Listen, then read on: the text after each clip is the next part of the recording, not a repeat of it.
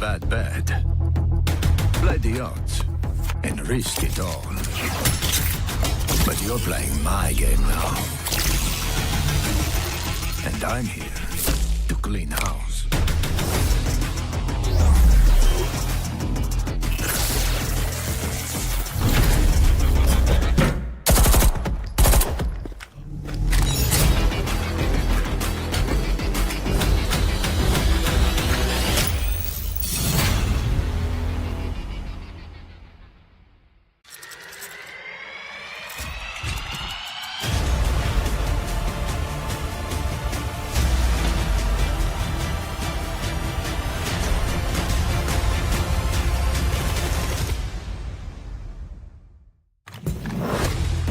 You made a bad bet.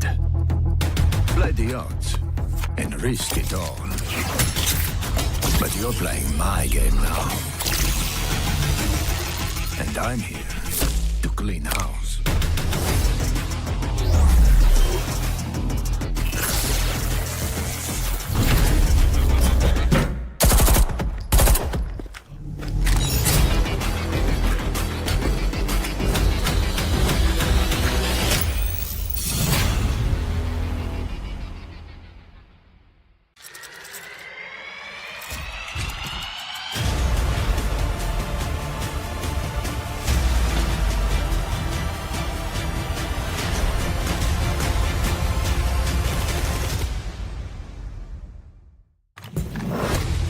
You made a bad bet. Play the odds and risk it all. But you're playing my game now. And I'm here to clean house.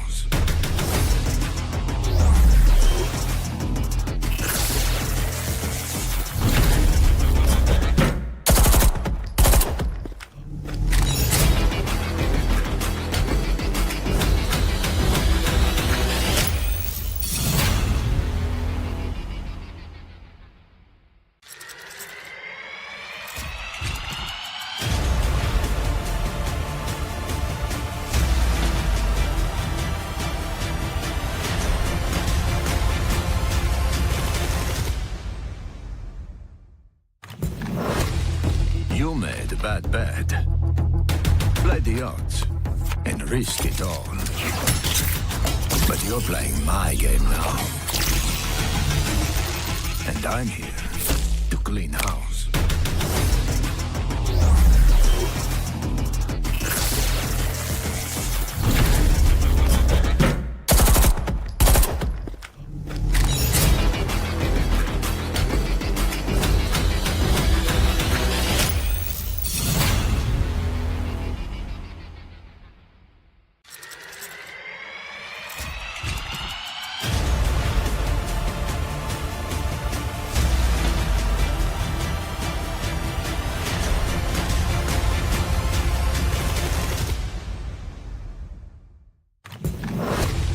You made a bad bet. Play the odds and risk it all. But you're playing my game now. And I'm here to clean house.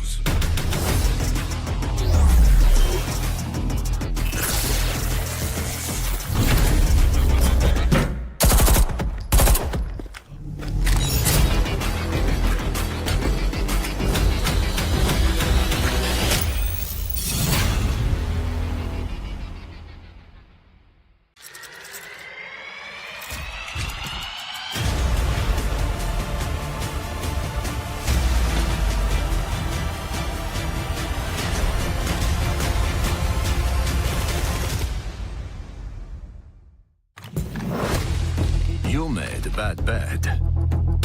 Play the odds and risk it all. But you're playing my game now. And I'm here to clean house.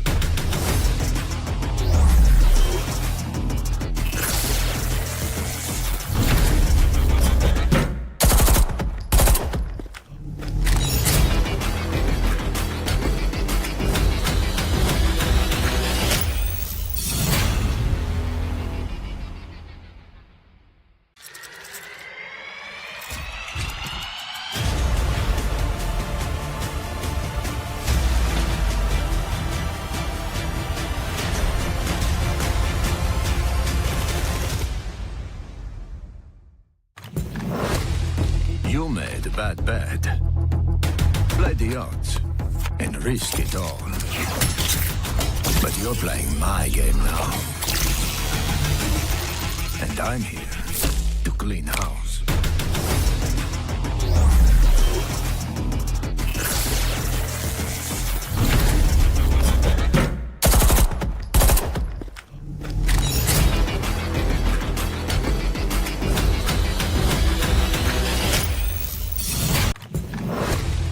You made a bad bet.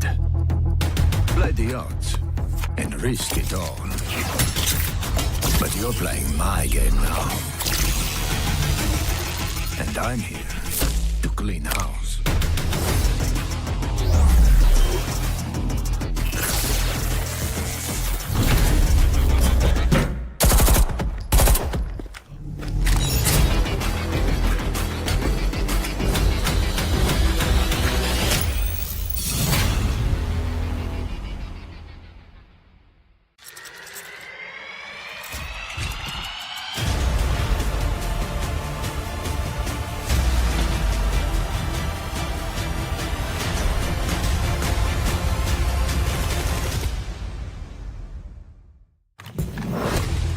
You made a bad bet. Play the odds and risk it all. But you're playing my game now. And I'm here to clean house.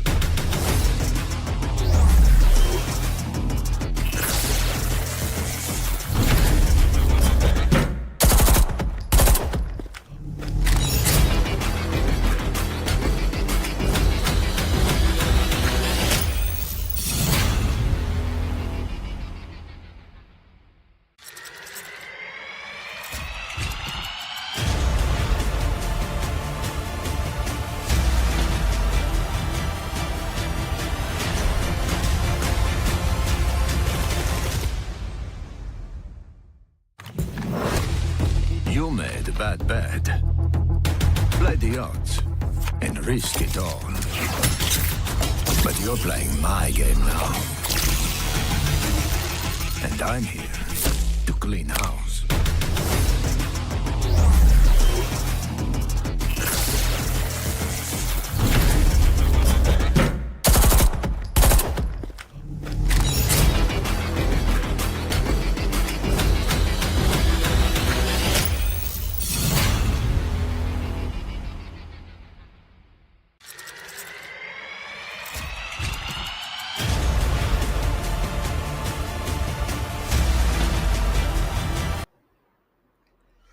Alrighty then, ladies and gentlemen, welcome back once again to the South Asia Elite Community Series for Frag Nation in partnership with Ubisoft.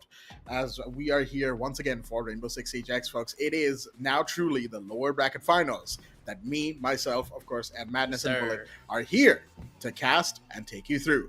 Folks, it is a fantastic night. You're going to be hearing a lot of firecrackers popping. You're going to be hearing a lot of shots popping off as well. And if yesterday's match is any indicator, probably a lot of kill streaks as well. Wouldn't that be right, Bullet? Yes, sir. I mean, when it comes down to the lower bracket runs, we have all seen that, one particular team trying their level best to just kind of overrun everybody. And in this case, to be very honestly speaking, it is going to be the side of Hasib Warriors. Now, to just let me just clear the air out. As we all know, in the upper bracket finale, Hasib Warriors on stream defeated the side of RUE, but there was some rules and regulations set in place by the admins, by the entire management team, and there was the rules getting enforced as we did saw the update coming in on the Frag Nation's Instagram story, and that is the reason why we are able to see Hasib Warriors playing in the lower bracket. And yes, they have exceptionally played really well on their adaptation game. Talking about the side of RUE, yes, they are that one team which have been, again, in the similar way, have been defeated by Hasib Warriors itself. So it is going to be kind of like a semi-rematch that we're going to see before we set things aside or set things clear for our tomorrow's grand finale. But before I say a little bit more about how the map picks are there, what are your thoughts, Madness? Because again, you will be alongside Blackjack for the first map here on the casting desk. Just put that up in that for now. Let's just talk about the prize pool, because that's a 3 lakh INR prize pool. First place with the 1 lakh that is just one step away from going for. And this is a significant prize jump because we are in the lower bracket finals, basically second and third place that are fighting. It's a 20k INR jump just for winning today's match at these teams. And more importantly, will be securing yourselves for that APAC qualifier that we will be talking about later. And already the teams have secured their 4th, 5th, 6th, and 7th and 8th place and got that required money for themselves. So anybody who was in the playoffs has walked away with money, unfortunately not with the trophy or with that APAC slot. And then talking about that APAC slot, we're coming back to the tournament format over here. Qualifiers 1, 7 to 14th of September. Qualifier 2, September 28th to 5th of October. 4 teams from both qualifiers. 8 teams made it off in the playoffs. Only 3 remain from the playoffs that began on the 6th. We are almost at the ultimate. We're on the penultimate day actually over here, and whichever team wins will be part of the top 2 teams that will qualify for that APAC Cup Asia qualifier alongside TU over here, Blackjack. Oh, yes. So, folks, just for context, Team RUE have already gotten one of the 2 spots since they are in the grand finals, right? They have pretty much secured themselves either top spot, the winner of the tournament, or runner-up, second place. As we go into the brackets here, of course, we get the chance to talk about the journey that Hasib Warriors has had.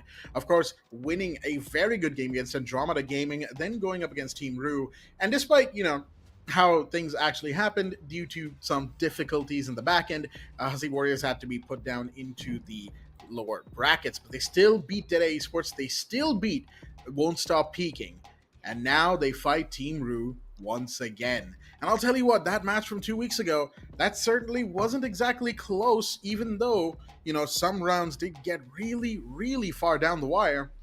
Tonight, Team RUE has their work cut out for them. They are facing what is essentially a David versus Goliath match, or in other words, they're trying to climb Mount Everest. Will they be successful? Will, on tonight, pretty much a couple nights away from the Festival of Lights, will they light up their own spot on the South Asia Elite Community Series, and of course, get into the APAC qualifiers? Well, we'll have to wait and find out, of course, since it's a best of 3 maps, maybe, possibly, it could be 2, that will be played.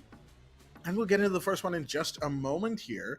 But the thing that we certainly do need to talk about, again, this is going to be emphasized a lot tonight, so get ready to hear it, folks.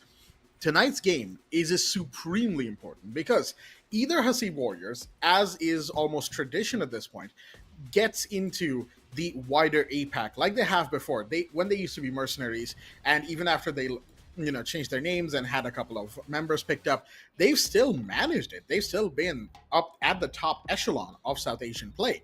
And now here tonight, as we have a look at the maps, they're looking to do that once again. It's Clubhouse, Lair, and Cafe. I'll tell you what, both Clubhouse and Lair are certainly strong maps for the Hasib Warriors, aren't they, Bullet?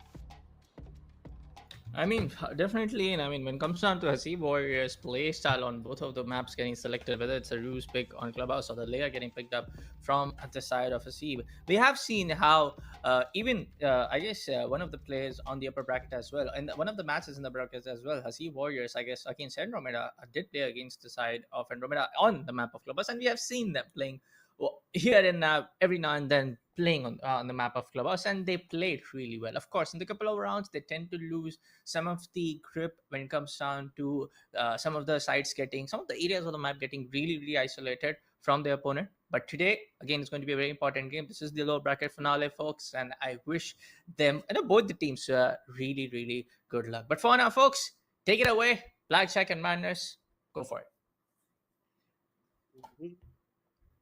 Heading into this series, this is the lower bracket finals, and in general, this is to decide which team will join in the APAC qualifiers as well. But talking about map number 1, Clubhouse, the bans have come in. It's going to be a Maverick Ace, pretty standard, as well as there's Amin K. Nothing to be shocked about whatsoever from them. It's about what Brazil will pick for their first round heading into this. We've talked about before, Warriors did defeat RUE on the big screen, on the stream, but unfortunately, due to the MOS files, due to the reasoning that the admins have given, they unfortunately were knocked down. But they have fought their way back up for this revenge matchup over here against RUE, and they look to be having a bone to pick with RUE, especially the RUE's gone for attack over here, right? So we will see the defense. And the Mira was left open through the banning phase over here, Blackjack. So we're going to see some Black Mirrors in play. And Taha is going to be going back to the solos. We've seen this man Oh dear. play this solos a couple of times already.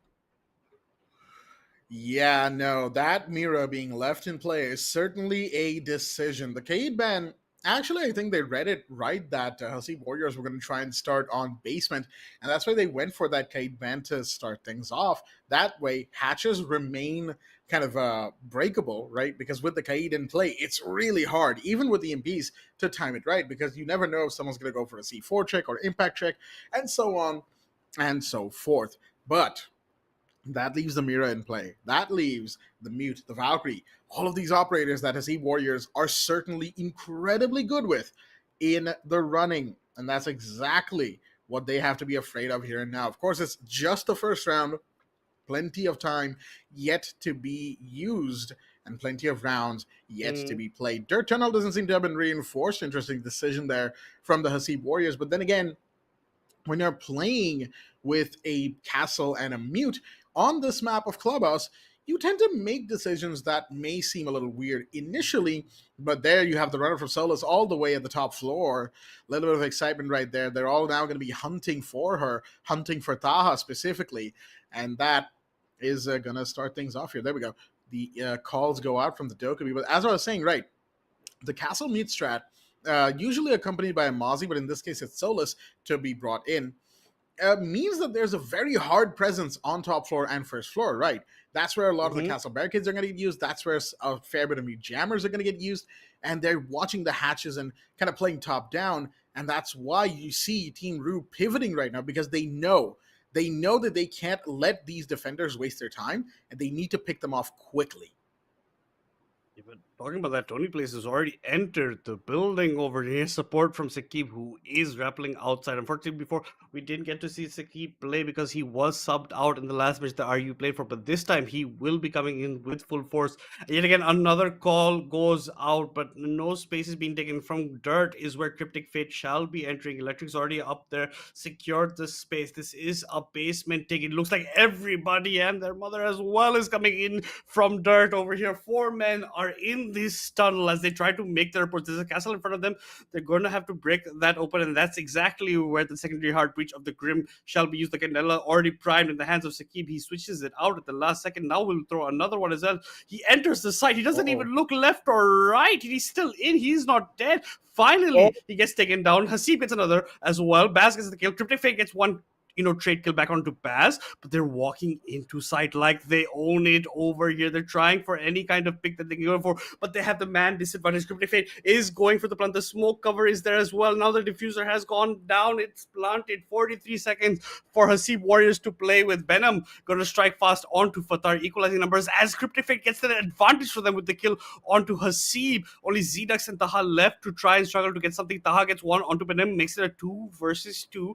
28 seconds left for them to play with all angles being rotated around, trying to see which angle they get. The speak comes into him. Cryptic Fake at Zedux. Zedux was not even looking at him. It's a triple kill for him. The quadra denied with Taha getting the kill, getting himself the double. It's a 1 versus 1. The diffuser plan, but Taha cannot make it over here at all. Electric doesn't even know where the man is. Taha's just saving his KD over here. He's hiding in Dirt. And no, Taha comes in at the last second, gets the kill Electric, but the time is not on his side, unfortunately. And the 4-man entry from Dirt actually works out for RUE. That right there is a good case of just droning your way through the map, realizing what it is that your opponents are doing, and then finding that weak spot to execute upon. That's exactly what Team RUE did. They saw the run-up from the Solus early on. They saw the fact that, hey, wait a minute, we've got a mute above. We've got Solus above. There's probably like Legion, not Legion, but like a couple other people above, right? So who's in sight? So they had somebody, whoever was in drone through the site, whoever was in Dirt, I should say, drone through the site, and they saw that there's only one, and it was Baz playing Mira, right, in the site. He only got help later on because I believe it was either Zedux or Fatar who managed to make their way back. Not Fatar. Fatar on the mute was coming down main stairs. But he got some help from one of the other players who managed to get into sight in time when the plant started. But even then, some might say that that was too little too late, because we saw what happened, right? They got the clear, they got boxes, and they got the plant off despite being in a 3v4. And that's purely because Hasib Warriors were playing a site retake against someone like Grim. And once again, it's a case for why Grim in those situations is so incredibly oppressive. Of course, there is the caveat of having to set up that situation, but Benham, when you get him going, when you get him in that position where he can really make a meal out of a site, oh, he's going to make a 5-star, 6-way, just absolute treat. That's exactly what he did. So that all said, food allegories notwithstanding, we're going to move on. It's the site of second floor CCTV, and this is something Hasib Warriors does really well, which is switching things up the moment they realize that, hey, that strat didn't really work for us. So let's go along to a different part of the map and see what we can pull off. And that's exactly what they've done as we now move into... Actually, wait a minute. It's not CCTV. My bad. It is gym bedroom on the second floor that we're going into. Gym and bedrooms will go with the Osa shields being placed down, and that is also what I like about Hasib Warriors. They like to pivot a lot. They keep RUE guessing about how it goes on. Last time they were spread out a bit too thin, trying to protect the two outside. That's why the basement take from Dirt was so successful from the side of RUE. But there are players lined up. Zedux is not going to fall for the same trick twice. He gets the kill on Electric, as well as Benam that has been left on the floor injured. There's someone who has to pick up the Grim to get him back into this round, but Hasib Warriors already with a nice commanding lead. They've broken open the wall into CCTV, but nobody's walking in. Benam, the man who has fallen down, finally he's going to get picked up by Sakib. Bring him back, albeit with very less HP next to his name. And now the Osa shield was broken up. Cryptic Fate at that same window that we were looking against the kill onto Taha, equalizing the numbers in round number 2 of map 1 over. He's looking for more, but there's nobody close by that he's looking at exactly. Benham's also entered as well.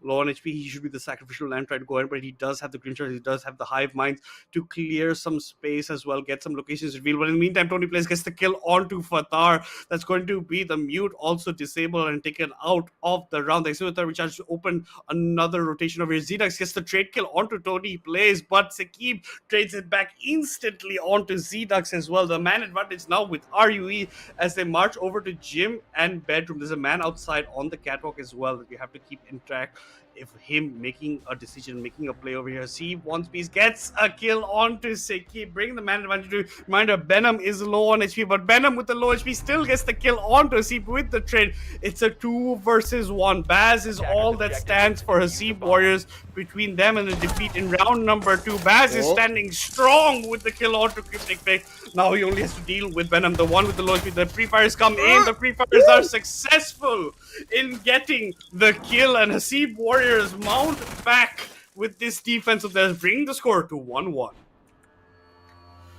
That was shaky. That was shaky from Hasib Warriors, but not the worst, I will certainly say, as that it did come down ultimately to the 1v2, and that's beautifully played right there from Baz on the Mira.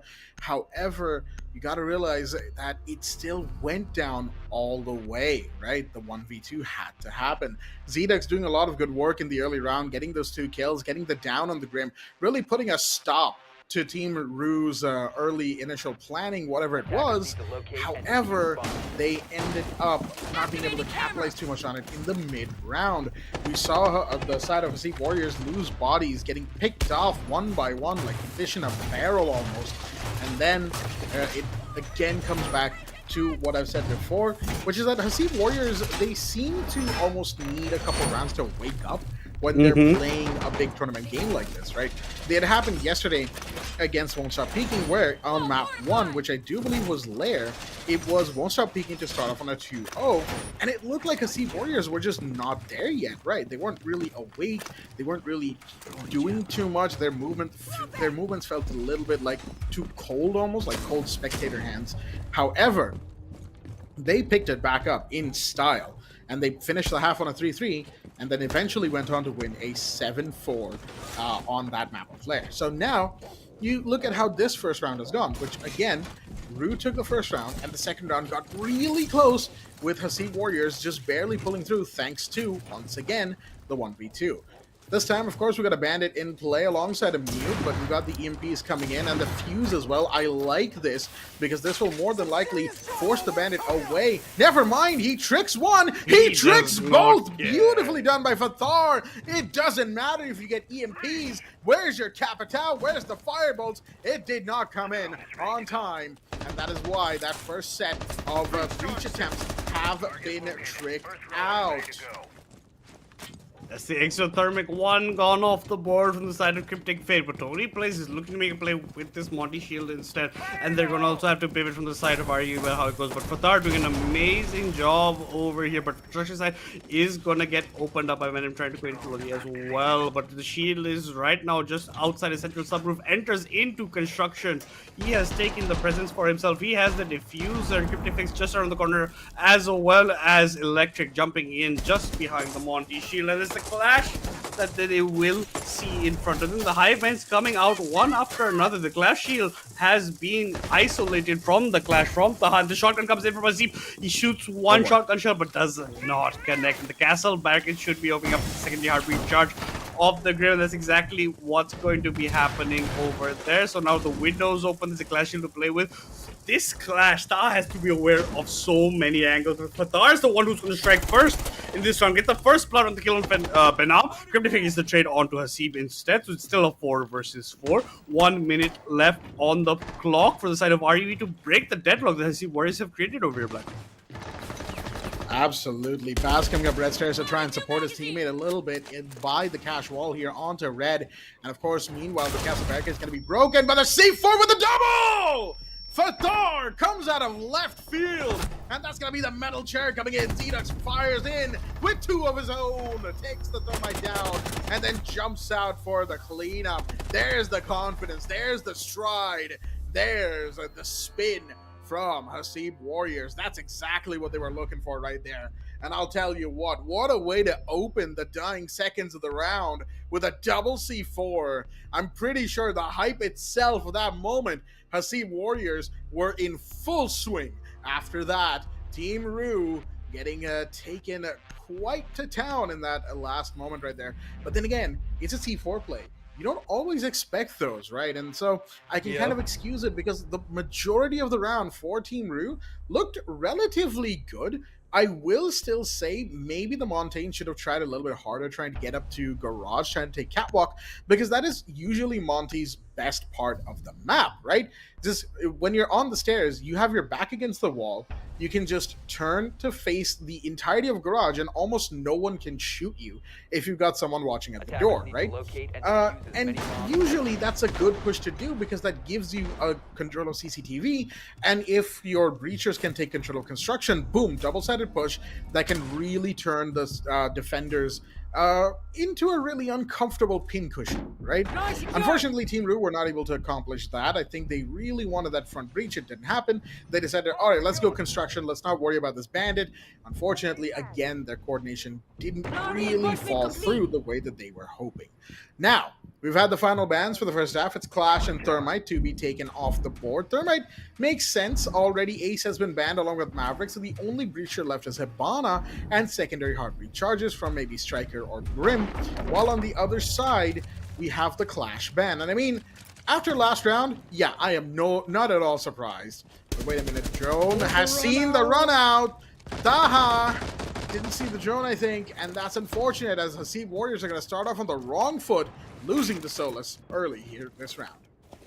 Yeah, that's the nerf of the Solus coming into effect, where he can't see the drones pre-round like that. He doesn't know that he was on vision. Venom was just waiting, itching for Taha to beat. As soon as Taha pings Venom, Venom puts him down into the dirt. And even with all this coming in, Bass is still elected to go for that bandit. But talking about the bandit last round, Fathar, truly the MVP over there. But hold that thought, we already have it down on the roof. Shakib has been knocked away. The C4 comes in from Fathar again. He doesn't even get the knocked guy. He gets Venom instead. Oh my god, it's going disastrous for the side of RUE. They're going to have to look to pick up Shakib, who's crawled his way to a space that he thinks is safe enough. But this is instant instant denial from the side of Hasib Warriors. Now Cryptic Face is like, what else can I do? Let's try and open up a hatch to kitchen. That's what he's going to be looking for. But 2F seems to be securely under the control of Hasib Warriors with the lurks, with people just roaming around, no problem whatsoever. Zedux is even switched over to the Denari.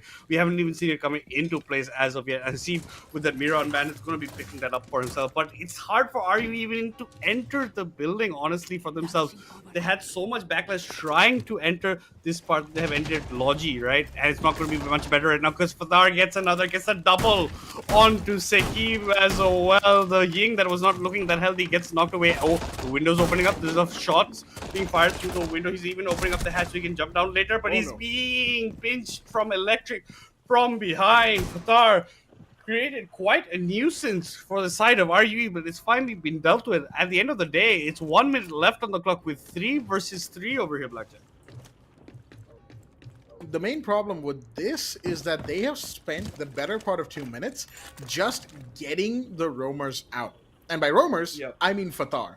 Because Taha, well, we saw the the unfortunate results of that attempted spawn peek early on in the round, and now Hasib Warriors, that's the only reason they're in an equalized state and not a body count advantage. Fatar yet again doing quite literally so much good work by being so good with the C4 tosses. But it looks like it's a drop on Church Ash, and it's got to be Zedux to find a good kill to start things off. Cryptic Fate falls. Tony finds one, but Zedux with the second now. And it's all down to Electric, the last one standing in a 1v2. Make that a 1v1. He gets Zedux off the board, but does he know where this player is? He does, but Bash swings and swings better, getting Electric, stopping the clutch. And once again, Hasib Warriors will take a beautiful round. All things considered, there were a few mistakes like we've pointed out, but regardless of those, it is a fantastic round played by them. Team RUE are pretty much now chasing Hasib Warriors' coattails in the 1-3 disadvantage. The 1-3 disadvantage, they are definitely chasing the coattails of RUE. Only successful in the first round, which was basement, and they were denied it the second time around. The first time they had gone 4-man through dirt, this time it wasn't there. They tried to make their approach from 2F, but instantly denied. But for this man is doing humongous work for Hasib Warriors in this defensive half for them, right? As a support player, we usually see him in the attack, but over here, he's coming in numbers, denies the breach over in round number 4. Round number 5 comes in, the C4 just lands on the roof, gets the kill onto Venom as well, and there was Sekib was already knocked down. So unfortunately for him, couldn't make much impact. We're going back to gym and bedroom right here, so let's see if any changes will be coming out. The mirror has been forsaken from the side of Hasib Warriors. It is not banned, but they're choosing not to play it. A side like this makes to differ of what kind of changes they're going to be bringing up. But Baz going to be bringing the castle. We have Taha on his solace that he does like to make the rounds, but I don't think he's going to get caught out the same way, but I'm expecting yet again another kind of spawn peak from him, because this is the kind of player that Taha is. He likes to be that aggressive, and his team always supports him in these kind of endeavors, even though sometimes it might be even on the side of inting. But now with Electric having the finger boost could be crucial in changing the outcome of round number 5 for them. But RUE, unfortunately, on their map pick, not a very strong start at all over here, Blackjack. Not at all. And it really makes you think that they picked this map to take Hasib Warriors in, especially after they got the 7-3 yesterday against Won't Stop Peaking. Team RUE's bans on the maps were, of course, Bank and Nighthaven Labs, which makes sense, while Hasib Warriors had banned Skyscraper and Chalet at that point, but you still did have the option to maybe go to Border, well, not Border, maybe go to Consulate, or maybe even start off on Cafe instead. But Cafe ended up being decided, and we ended up going to Clubhouse, which left Lair wide open for the picking here, as we have the drop down from one of these defenders. That's Taha, who will bait these defenders, and Fatar with the C4. This man is unstoppable. He really should be playing in the NBA with the way that he's been going about this. He gets the double. Can he get a triple right now? Fatar, he's on a roll. Hasib takes him to damage as the push comes up red. Tony finds Zedux on the other side. Shots fired. Electric is now low on health. Hasib doesn't know how close he came to just taking another one off the board at the moment. But Fatar is the man of the hour. He is the one that they have to watch out for. as him just being in cash room has really once again put a dent in everything for this attacking team. Shots fired. Fathar will now know, hey, wait a minute, they were on the stairs this entire time. But there we go, beautifully done. They're going to reinforce off the logistics wall just to give themselves that extra bit of room to breathe, because guess what? They don't need to deal with that. They've got 2 kills. They've got the body advantage. Yes, Edex went down, and that's a little bit of a shame, but it's not like they're going to worry too much about it. There we go. Pipe's been burst. That's going to flame it off for just a little bit of time. But even with the construction take, you can see RUE is very much all over the place. They very much are trying and struggling to find their footing here. As shots are fired out the window, a little bit of shot taken back. Hasib is low, and he will opt to run back to safer waters for now. There's a little bit more walls have been opened here. Baz is ready for the shots. Fathar, oh, you just know his trigger finger is itching. There's the sledge doing what he can, but Baz starts off with 1, gets taken down. Second takes the fire back. However, there is another on that hallway. Red hallway is not going to be easy to take, not at all. Hasib gets Tony, and it's a 1v3 now for Second, who's stuck outside of the bedroom, and Fathar picks him back to back from the long angle on the door of logistics. He's just tapping away, and he finally gets the answer for the knocks he was putting down. It is a 4-1 lead. Hasib Warriors looking, I would really say, clean at the moment. They are looking clean, and even then some. And Fathar, in 3 rounds, has got 4 kills just from C4s.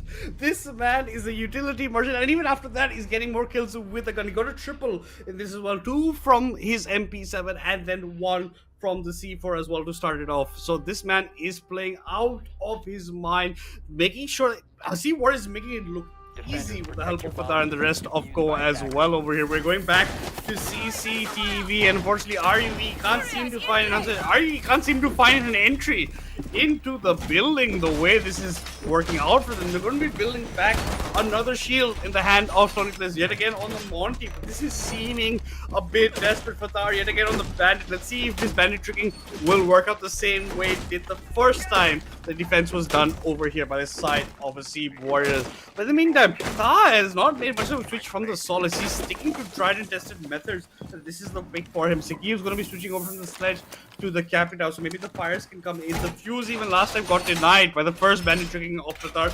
This time it edges better for them, but the way it's looking, Hasib Warriors in the fast track for hitting that grand finals, for getting the revenge against RUE, from technically being knocked down due to technical difficulties to this lower bracket, now meeting them again in the same bracket that they have been knocked down to in the lower bracket finals to edge their way to get that spot alongside DU for that APAC qualifiers. That's exactly what they shall be aiming to do. And let's see if the breach gets opened over here this time or not. Here we go. It's yet again the same attempt. Will the breach happen? Will it be denied? Let's find out. We've got the... oh, they actually have a Thatcher for this time around as well. They really are doubling down. But yeah, no, Bandit's not going to give up. Fathar, he knows his worth. He's got multiple batteries placed. He's waiting, itching to place a third. And Sekip is the only one with the second. Oh no, actually Fuse does have some. But there we go. And the first one gets tricked. And the second one gets tricked. It is getting harder and harder by the second to do anything against this Bandit. There we go. And will the Fuse charge be tricked out? They're not even going to try. Fathar really is a utility merchant. You had it right there, Madness, as it is impossible to get away from this man and his gadgets. Cryptic Fate goes down because Taha was speaking the catwalk right there. And that's your Thatcher, who was supposed to support the Montaigne. Well, he's going to be supporting nobody 6 feet under. That's what he's going to be doing. As right now, Taha has full dominion over Garage. Fathar has full dominion over the breach. And Baz is going to take down the Capitao as well. Sekip falls. Hasib gets taken down. That's 1 because this Grim is in construction.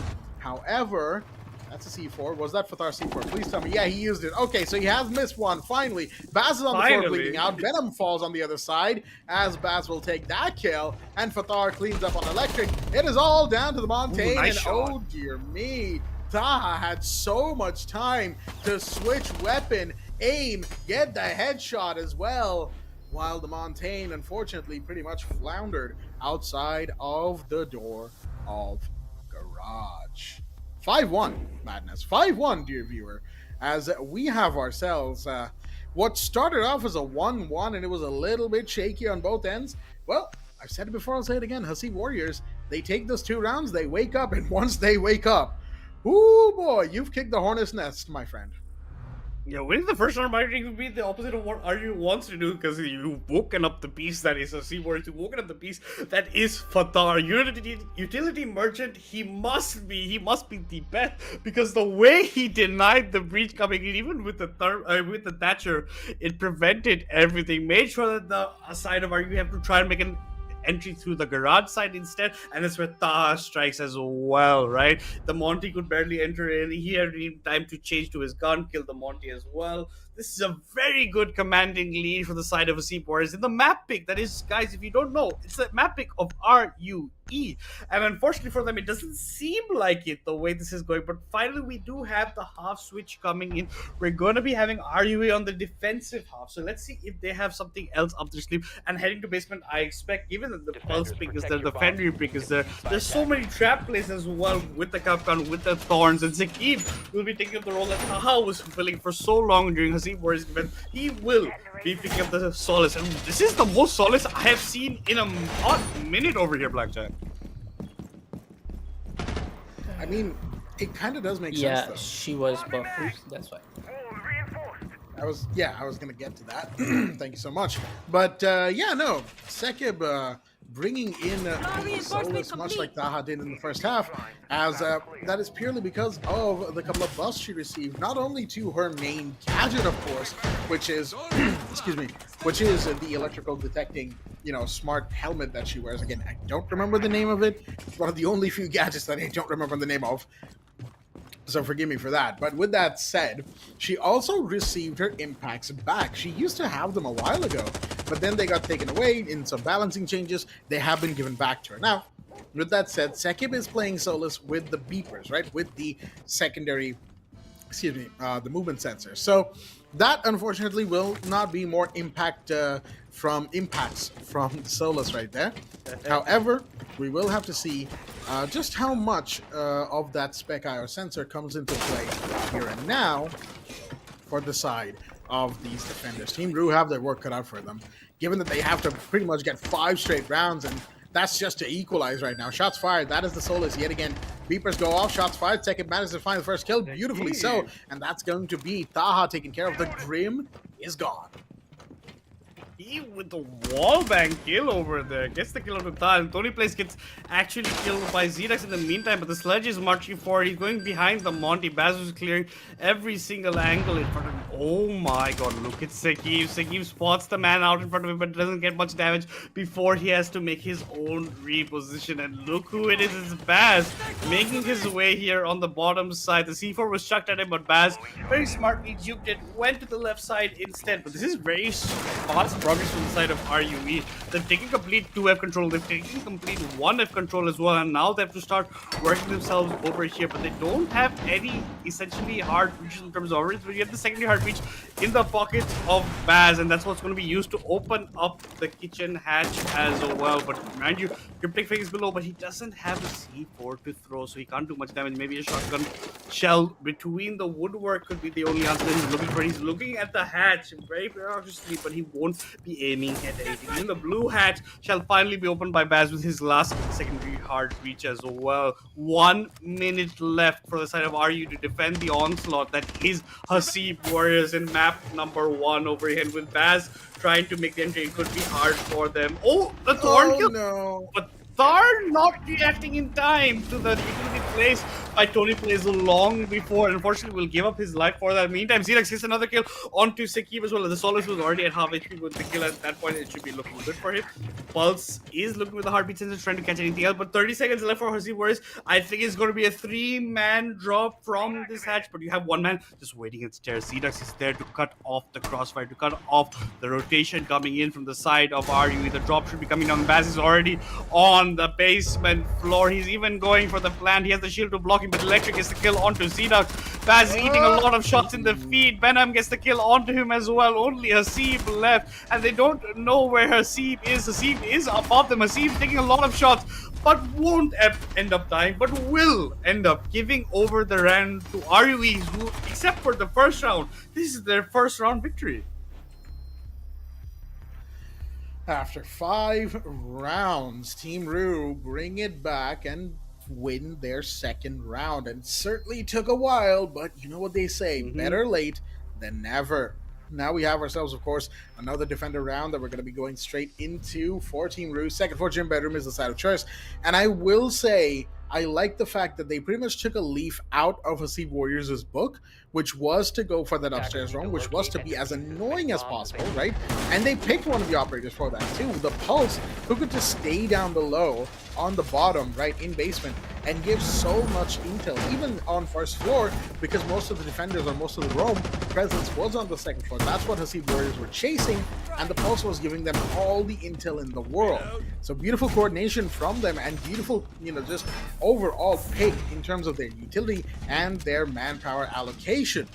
Now we're going to need to see more of that going into this next round. And Gym Bedroom, of course, the mirror is in play as is to be expected. Excuse me right there.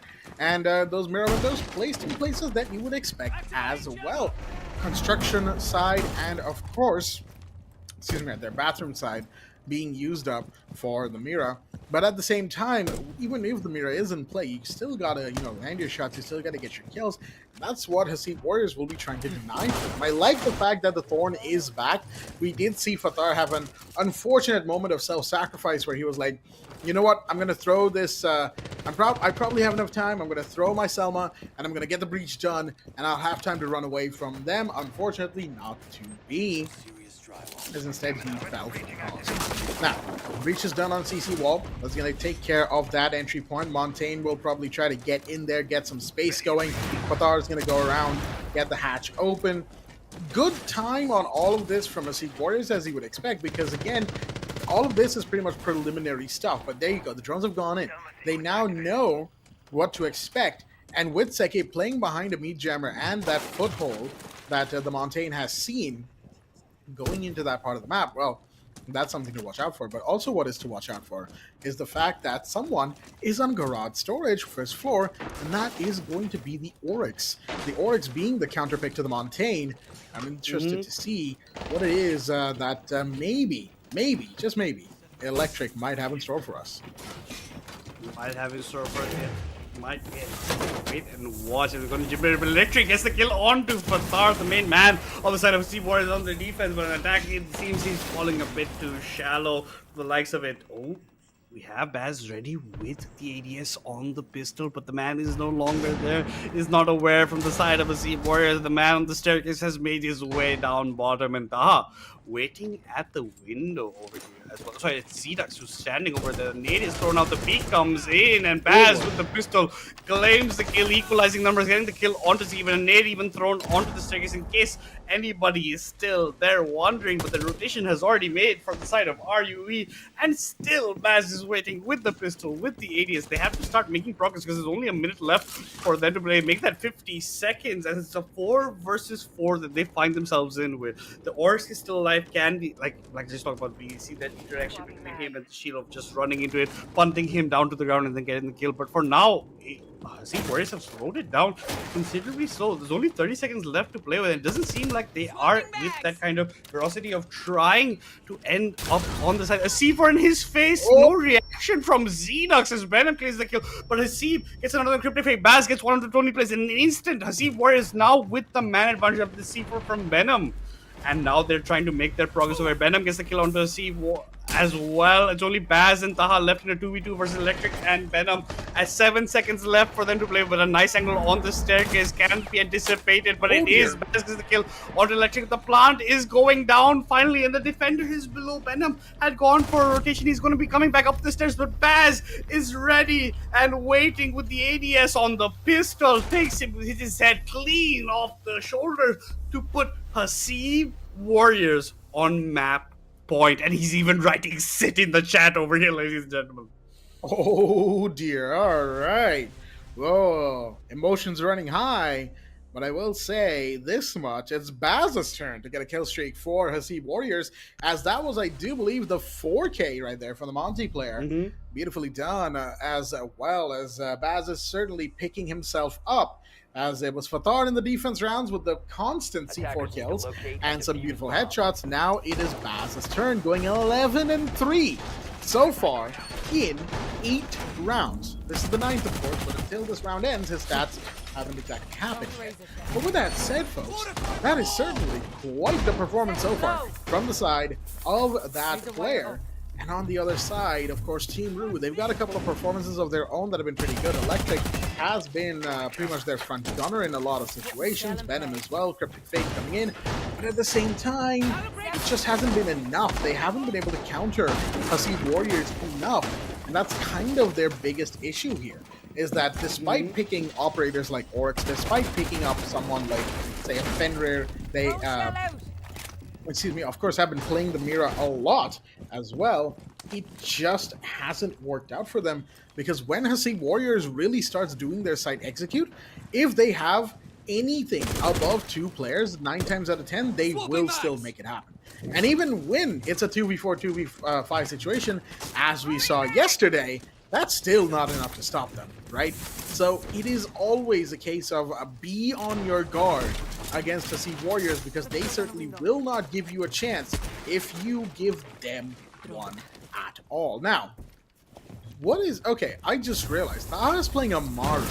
Something tells me that we're probably going to see a very quick play here. Maybe a quick play. Well, it's not a plant because Taha doesn't have the diffuser. And it was with Fatar, who just dropped it off on the balcony. Interesting place to put the diffuser right there. But still, you know, I think they might be going for some sort of surprise play here, Madness.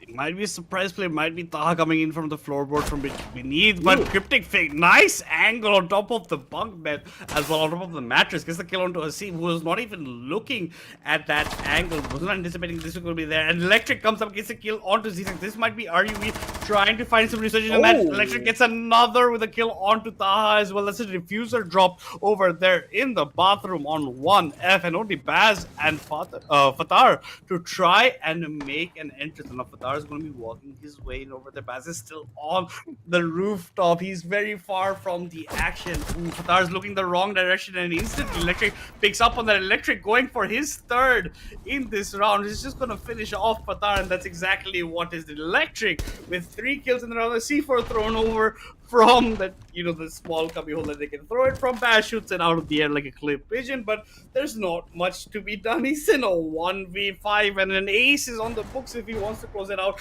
for Hasib Warriors over here, but RUE is not going to make it easy whatsoever. They're still playing cautious. The only Electric should be honestly hunting here to try and get his quarter, try and get some more pep in his step, try and get some more confidence with these kind of kills that he's picking up. It might be a bit too late in map 1, but it can help out in map number 2. Electric's trying to get the quarter. Electric with the swing, Baz with the denial, Baz with a slight PM with the shooting on the bodies, and that will be his demise as Tony Place comes in, gets the refrag, gets RUE to 3 rounds across their name.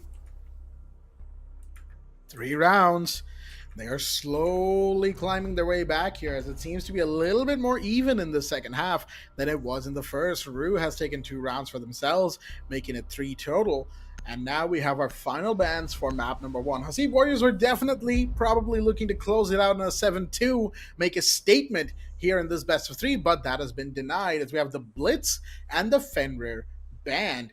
Interesting decision to go for the Blitz, as we really haven't seen Blitz at all from the side of Hasib Warriors. It has only been the Montaigne and no one else. And, well, since you've banned Blitz, I think you've pretty much given them the go-ahead that, hey, we're expecting you to play the more aggressive shields, so let's see what you've got. And, well, I'll tell you what, Taha's going to show you exactly what he's got, because he's moved away from the Montaigne. Well, it was Baz playing the Montaigne, my apologies, but the Montaigne has been put away as Taha has decided to bring in Blackbeard. This is going to be something that Team RUE will definitely have to kind of read into, as they're still expecting a shield play, no doubt. But which shield will it be? Well, they've got one ban. Now they have to deal with the other one. Ambush set. Stay clear. Madness. Yes, at that point, yes, my bad. Sorry about that.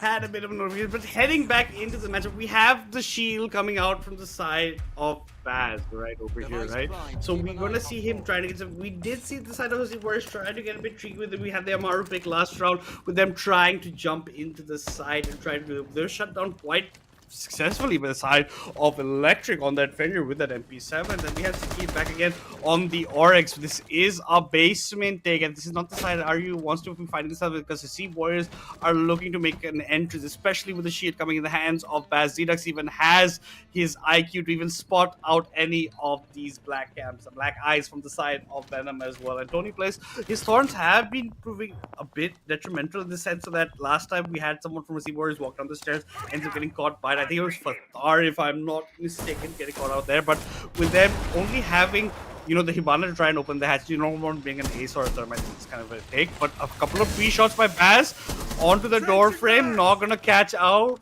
RUE's defender who was hiding over there. But the floorboards have been opened up quite successfully by Hasib's Ram coming over here. There's a default camp that they're even going to be looking to shoot if they can get the right angle onto it. But for now, it's still settled over. It's still become a stalemate.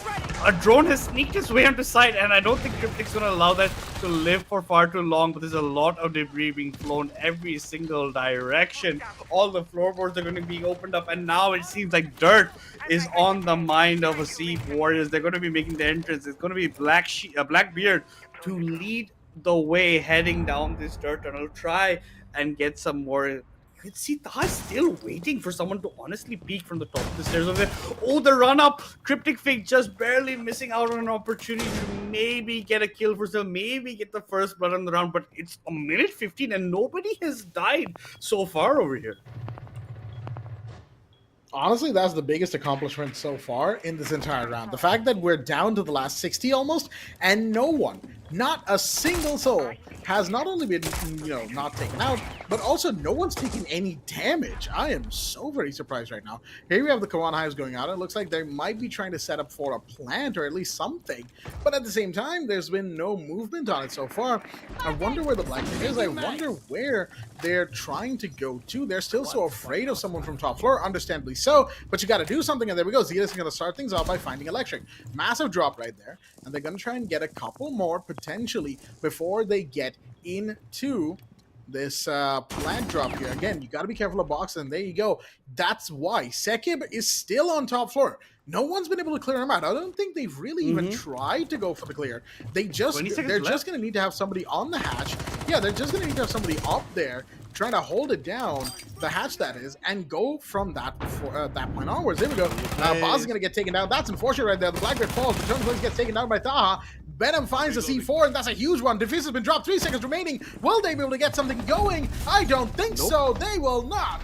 And the time will tick away as the, unfortunately, despite their best attempts, I see Warriors certainly kind of falling apart right there. As I don't know if they... I'm not sure. They either couldn't find Sekib in time, or they just decided not to really aggress on him. Not really sure what the idea was, as they all just kind of sat there on first floor for the longest time, first floor in dirt, and let an entire minute pass. And after that, they decided, hey, let's just go down the hatch one by one. What could possibly go wrong? And well, a lot went wrong. I'll tell you what.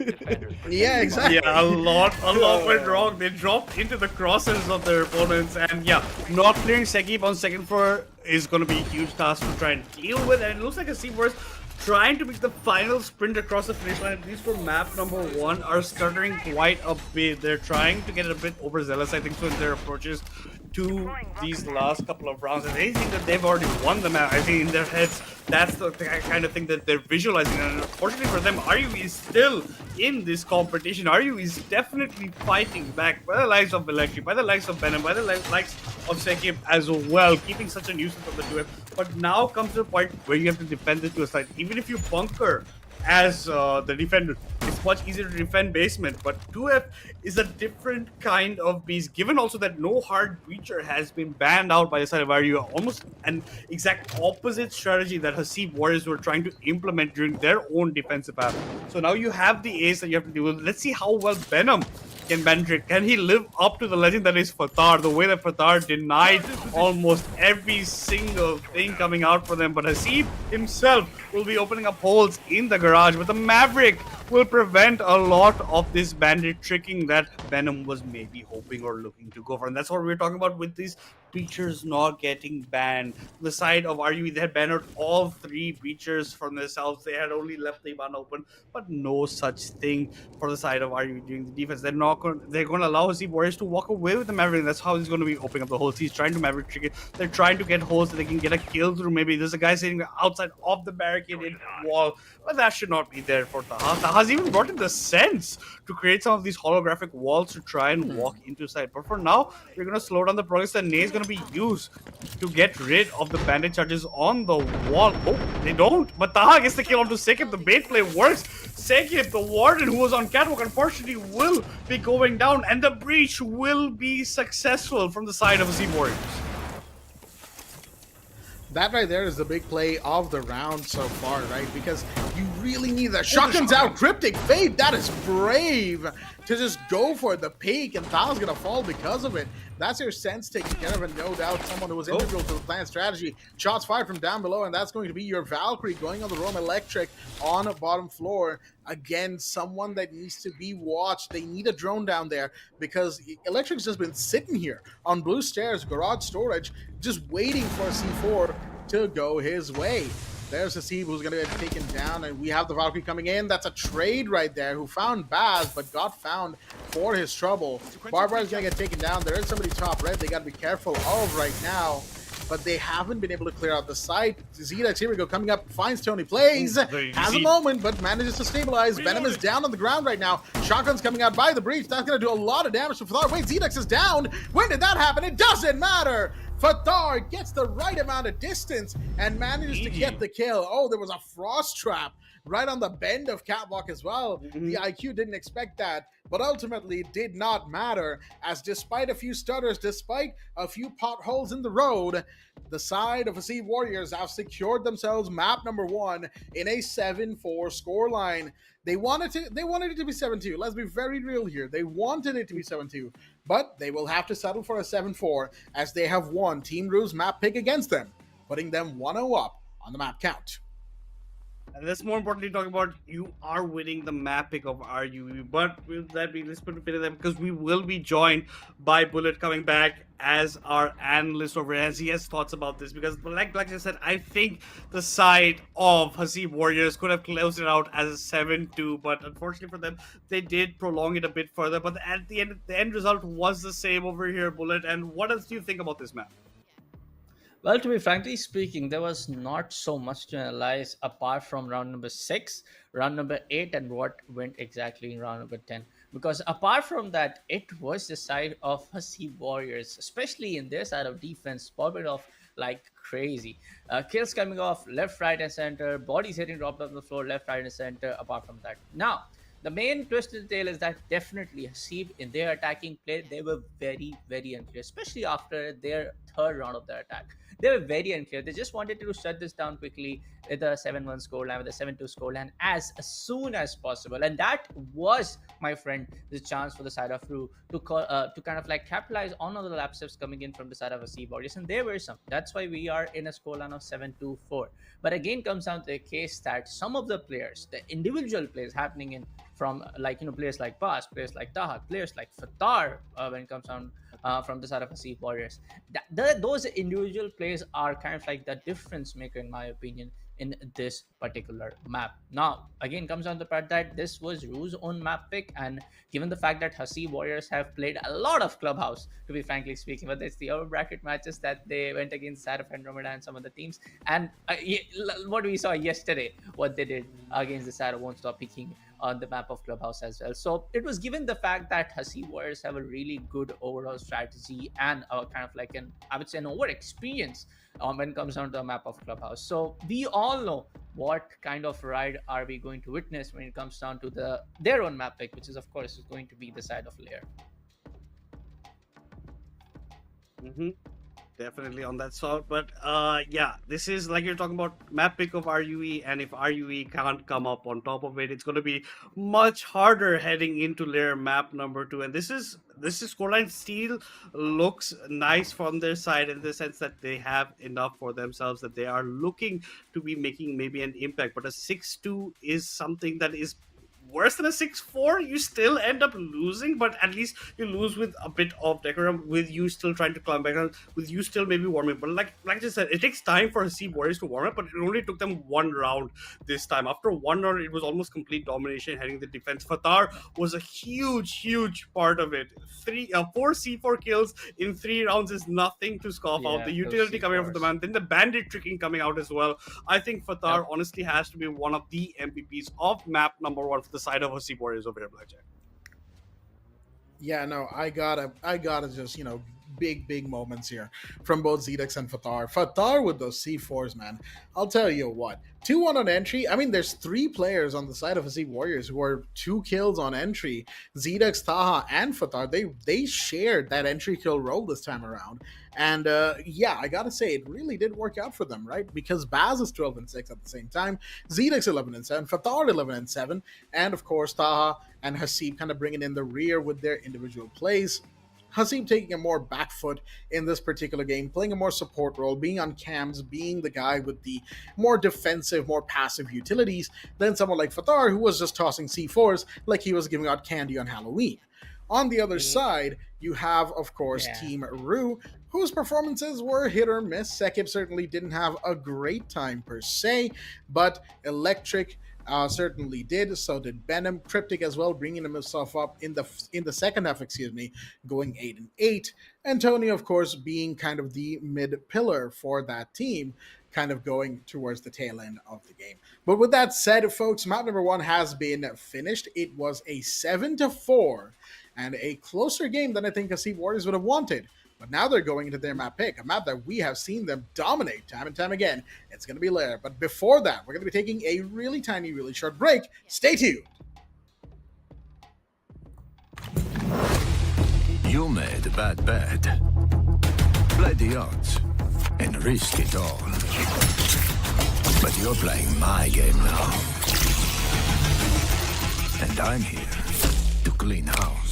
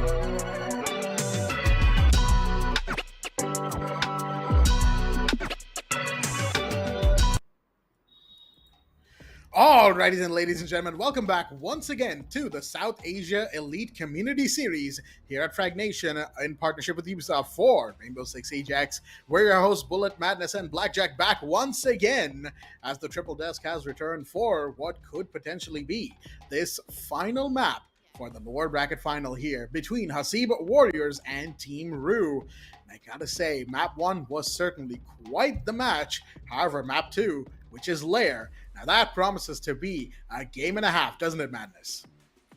Oh, it definitely does, but I think most people would kind of agree it seems a bit Hasib Warriors sided heading into it. Because if you can't do much in your own mapping, you head into the opponent team's mapping, the team that has played it just yesterday as well, right? So this is not something that you are going to be that well prepared for, because Hasib Warriors is putting on a lot of aggression coming. This is exactly what I was talking about. Last pick was, or pick of Clubhouse was RUEs. Now we're going to Lair, where Hasib Warriors does run pretty dominant from what we have seen pretty before that. And even then, even if RUE somehow manages to win out, we're still going to go to a map 3, which is Cafe, where Hasib Warriors is still really, really good. I think we've seen them do a 4v5 also on this map. I don't remember which team it was that did the 4v5, but it was on Cafe. But at the end of the day, we're still just going to be on Lair heading into this. But that's been it from me, at least, because for this I'll be the analyst. But take it over here, Bullet and Blackjack.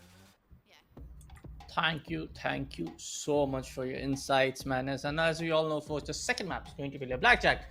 Now, when it comes down to the map of Lair, my opinions are very, very straightforward. Lair is a very defense-favored map, given the fact that this map is one of the biggest map that we have seen. In terms of the size, I'm talking about, folks, in terms of the size, in terms of the floor areas as well, the entire first floor and the entire second floor is vertically playable from both ends. Also, we know the fact that a basement side is so much approachable from every other side, but also comes down to the fact that it is still a very, very kind of like a pain in the minds of the attackers to where exactly some of the defenders can come to flank for. But for now, folks, we have discussion aside. Our first set of bans comes in as we do have the Mira and Azami getting taken on. Mira's Black Mirror, getting banned makes a whole lot of sense, especially on a map like Lair.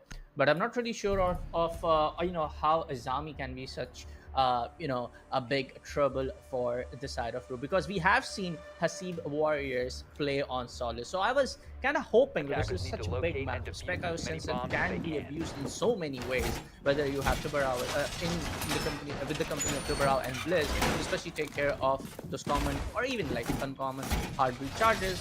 But I was expecting a Solace ban, but nonetheless, from the side of Hasib Warriors, a pretty usual ban, Maverick and the Aqua Thermal charges from the side of Solace getting taken care of. Yeah, it's really just going to be a case of how they kind of counter the utility picks happening left and right? The Mira ban, I think, like we said, it is very understandable. Mira, as seen in Clubhouse, is really, really strong, right? In most situations in this game. And similarly, Solace, after her buffs, has certainly risen to the ranks quite a bit, as we now have ourselves an operator who could potentially turn the tides maybe not that strong, but she's certainly strong enough to give herself a boost in the situations where she really needs to, in terms of her overall utility and place in the team. Now, with that said, shots are going to be fired. We have a multiple door peeks happening right now, but the pings were there, and Sek was going to find Taha, who had gone for an early peek on that door. Unfortunately, he's going to get taken down for his trouble. We have the shotgun just holding close to the other side on the top floor exterior roof, so to speak, or shooting range terrace. But even then, you've taken one body away from the side of the Hasib Warriors, and that in and of itself is huge. Now, okay, interesting. I wasn't expecting Bass to be playing the shotgun M870 on the Thorn right there. However, bringing it in for that extra bit of breakage is certainly a nice decision now that I think about it. Bandit, of course, doing as usual, being the electric little gremlin that he is. But with a body down, especially that being the Wamai, who would have been really useful late round because of his utility denial capabilities, it's certainly going to hurt the side of Hasib Warriors a little bit here at the minute 40 now. I'm not a big fan of the second floor side, which is going to be the case of this particular round, but we do have the first pick getting taken from the side of Sheikh, which is quite unexpected. But there we go, shotgun swings by, Hasib goes down. no more mute C4 is going to be the play. And that was a big one. He did have that idea about where Hasib was at. He was just making sure that, he lands at the shot put. He was just trying to time it out on the right spot. On the other hand, Demon is going to track this side of Denari on the communication tower. I'm pretty sure that Ella has got the call.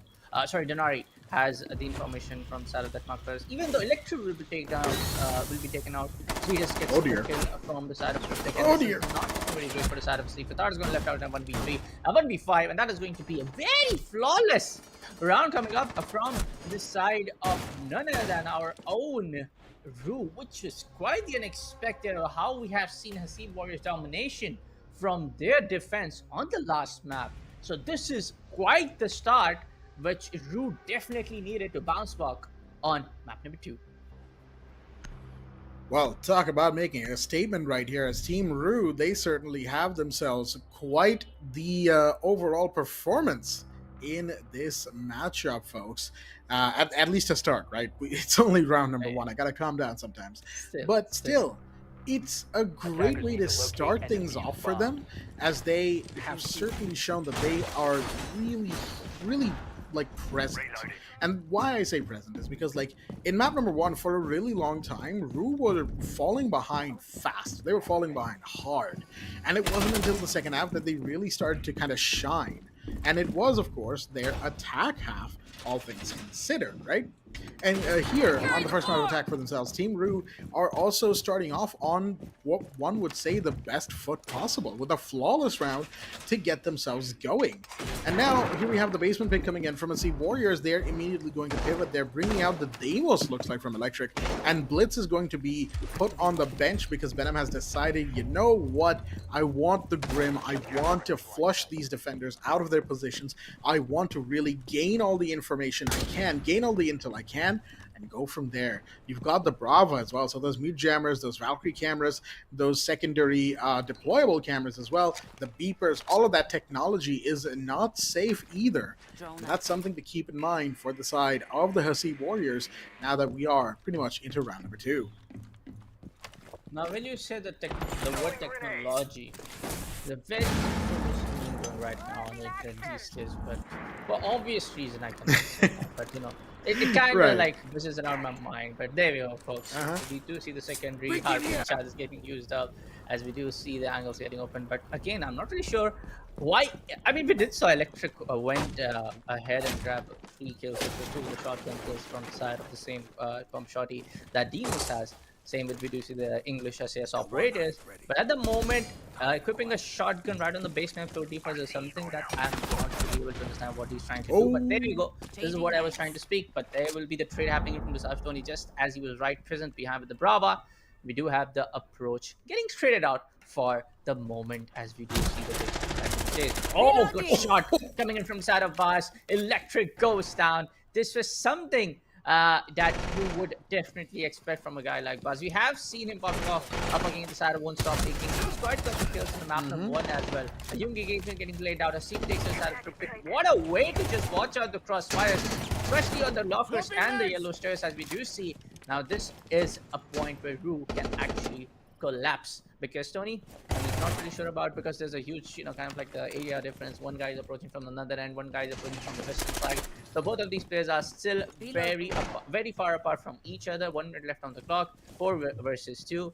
I don't see this going into the favor of RUE for round number 2 particularly. Yeah, I gotta agree with you there. It's gonna be really difficult, as we do have a few more shots fired, but there's Fatar coming around with the Goyo yet again. Manages to find his kill. And Tony, he did find Fatar in return, but immediately got caught lacking by the SMG. It was a double peak and a beautifully coordinated one at that, as we now have ourselves the rounds equalized early on, the 1-1, much like it was in Clubhouse. Although this time, round 2 for Hasib Warriors, I will say, looked a lot cleaner than it did before. As now, well, let's move on to round 3. It's Master Office and our 6th room to, get on underway. Kind of going back to that second floor site for Hasib Warriors, because they know that first floor is probably going to be the hardest to defend, and they need to get the second floor kind of done and dusted before that. And this time around, they're going to be bringing in a little bit more of the area denial in that Tachanka. I like this because you've got the ability to make more rotates and more punch holes and lines of sight and all that you want with, of course, this DP27. But at the same time, you have a really good secondary SMG like the Bearing 9. Of course, it's no SMG 11, but it certainly gets the job done, and that's exactly what they need right now. The last time they came here, first round, it wasn't exactly all, sunshine and rainbows for them. So this time around, they certainly will need to up their game as we move into the third round proper. Yep. At this point of time, it is, the side of Sea Warriors slowly and steadily getting their grip back on the entire matchup. But also for the side of RUE, we do have the Benam guy picking up the blitz. When you have the second floor site, a Monty and Blackbeard is someone which I will definitely pick up if I'm on to the side of RUE if I'm playing over there. But Benam's approach can be also kind of like quite possible, as they have decided they have Brava to take care of the secondary utilities and the main primary utilities, especially the electronic gadgets, because they have black eye cams, they have the mute jammers as well, and then you have, of course, Zeda's toxic tech and the Buzz Shumika's launcher, which is of course where Brava drones cannot do much about it. Benam does know for the fact that trying to just approach from the mezzanine hallway, he does know not exactly the position, but those Tumiga launchers, projectiles direction does give away somewhat an idea where these two guys would be trying to hold off from. The breach trick is happening also from the side of Fatar, which does mean for the fact that 3 guys from the side of Trinity Stairs will push down from the northern side, and the other 2 guys will try to approach from the opposite direction. Certainly a lot of room taken over here on the mezzanine. There we go. Electric's going to start things off for the round. Finds Taha. That's yet again a really impactful first kill, as that Valkyrie and those MPXs are no longer in play. However, the black eye cameras are all out there right now, and they of course will be used for catching all of the intel possible. Electric's taking a bit of damage, but he still gets a second. That's Fatar as well. 2 down, and that's going to give the Blitz ample room to just go for a push, but no! I don't know if he wasn't looking or if he didn't notice where Cedex was. His legs were exposed, and he's going to get taken down for his trouble. That's Venom down, and the Shielder, who was probably going to be the frontliner in this push, has just been denied. Electric's taking a ton of damage right now, trying to find Cedex. He's going to go down instead. The Shumikas are the ones to confirm the kill. Double to Baz right now, as that will be the equalizer. 3v3. Zedex is tremendously low on health, but I don't think it's going to matter too much. Shumikas are out, and you can see Baz is really doing double duty in terms of protecting his placement here, as we will have a little bit of a lull in the action. 35 seconds and less remain, and they have to get in here, and it's now or never for the side of the attack. And RUE are going to swing into that control room side. And here's the flashbangs coming in. Hasib has to quickly reposition. Shots fired. Once again, Cryptic Fate taking a ton of damage. Oh. He takes more. It's Bass to take one more. Will he get yet another? He does! And Zedex comes around and finds Cryptic Fate. That's going to be beautifully done from the side of Hasib Warriors on the defense right here, as they will completely turn the tides after those first couple of kills. They said, you know what? We can pull off the 3v4 regardless, and they did so in style, as we are now 2-1 to Hasib Warriors going into the 4th round and the final bans for the first half. Man, I would still, give a lot of the credit to the side of RUE. Their approach was very clean up till the walls trying, the Hibana Curious player trying to take on the window up, take on the doorway upon towards mezzanine. There was still, of course, a couple of do's and don'ts here and there from both sides, but that was a really good approach coming in from the side of RUE. Electric able to take down the entry pick. Then we saw Tony trying to swing by. Benam was on the street trying to do his level best.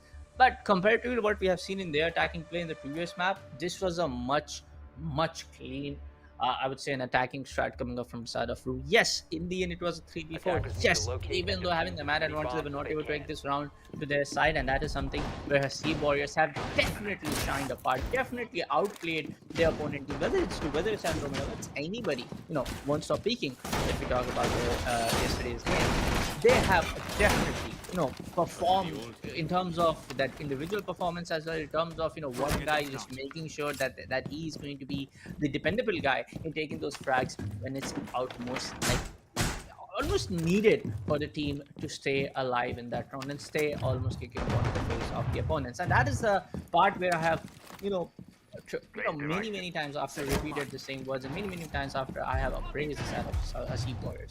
The adaptation game, the individual gunfight capability, these are all of the traits which kind of like makes Hasib Warriors the kind of like the team that you need from a region to, of course, it's still a long road ahead to approach and play and represent our region in the APAC Cup Asia qualifier, which is the upcoming next month, folks. But still, it's going to be a long way, folks. They still have to play the finale, which is still the map number 2. RUE still has the capability to take map number 2 on their side. At this point, look at the side of ours. Just try to play on the display room. Does get the audio drop over there. One of the guys trying to drop down, just going in towards his left-hand side.